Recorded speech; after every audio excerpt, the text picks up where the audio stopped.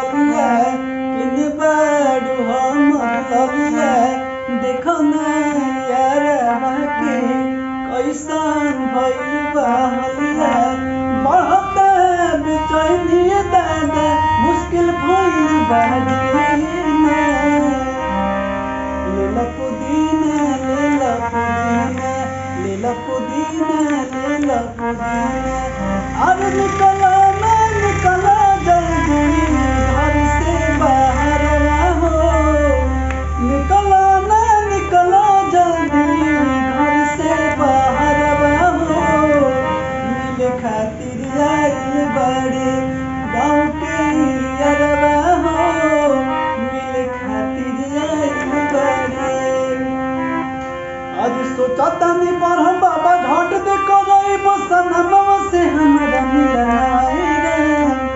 ना तो हम दे देबे जपरनमा